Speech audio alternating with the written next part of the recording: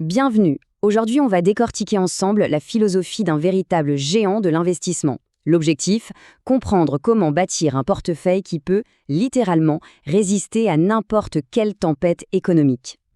Et pour y répondre, on va aller chercher l'inspiration chez une légende, Ray Dalio. C'est vraiment la question centrale de toute sa philosophie. Alors, voilà le plan de vol. On va commencer par les grands concepts de Dalio, ses principes fondamentaux, pour ensuite descendre petit à petit vers une stratégie d'investissement très concrète et surtout accessible. Allez, c'est parti. Première étape. Parce que pour vraiment comprendre la stratégie d'investissement de Dalio, il faut d'abord comprendre comment il voit le monde. C'est la base de tout. Alors voilà l'idée centrale de Dalio. Pour lui, l'économie, ce n'est pas du tout un chaos imprévisible. Non, c'est une machine. Une machine avec des rouages, des cycles. Et ces cycles, ils sont prévisibles. Une fois qu'on a compris comment cette machine fonctionne, eh bien on peut commencer à anticiper ses mouvements. Et cette vision du monde, cette idée de machine, elle est à la base de tout un ensemble de principes. Des règles du jeu, si on veut, qui guident absolument toutes ses décisions. Le premier principe, et c'est peut-être le plus important, c'est ce qu'il appelle la vérité radicale. Ça veut dire quoi? Ça veut dire qu'il faut regarder la réalité en face, telle qu'elle est, pas comme on aimerait qu'elle soit. C'est crucial pour un investisseur parce que ça permet d'éviter de se laisser aveugler par ses émotions. Et cette citation, elle résume tout. Douleur plus réflexion égale progrès.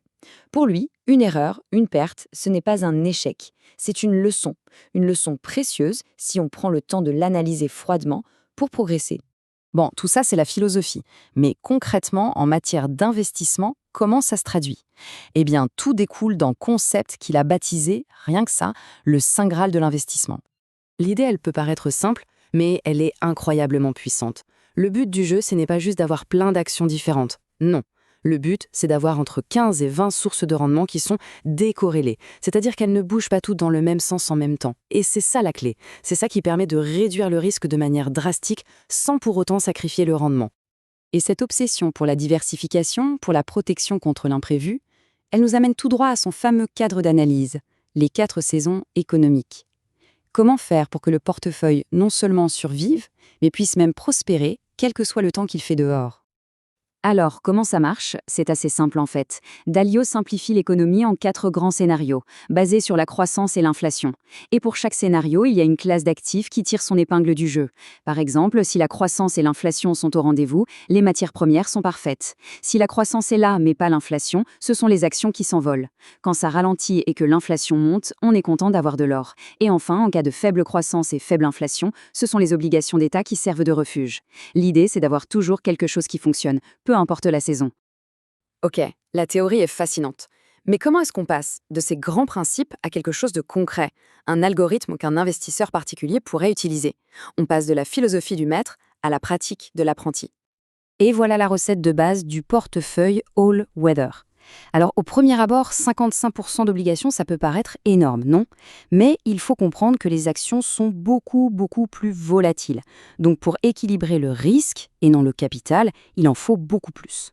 Ensuite, on ajoute 7,5% d'or comme assurance contre les crises et 7,5% de matières premières pour la croissance. L'objectif est bien d'avoir un moteur qui tourne pour chaque saison économique. Donc notre algorithme, il va reprendre les grands piliers de la pensée de Dalio. On garde cette allocation stratégique, on garde l'idée d'équilibrer les risques et surtout, on garde l'approche systématique. On suit des règles, on enlève l'émotion de l'équation. C'est vraiment l'ADN de Dalio qui est là. Mais voilà, Dalio gère des milliards. Un investisseur particulier n'a pas les mêmes outils. Donc, pour que ça fonctionne à la maison, notre algorithme doit faire quelques adaptations, des choix pragmatiques. Il va s'écarter un peu de l'approche du maître, mais pour de bonnes raisons. Première grande différence. Dalio est un investisseur top-down. Il regarde la grande image et parie sur des classes d'actifs.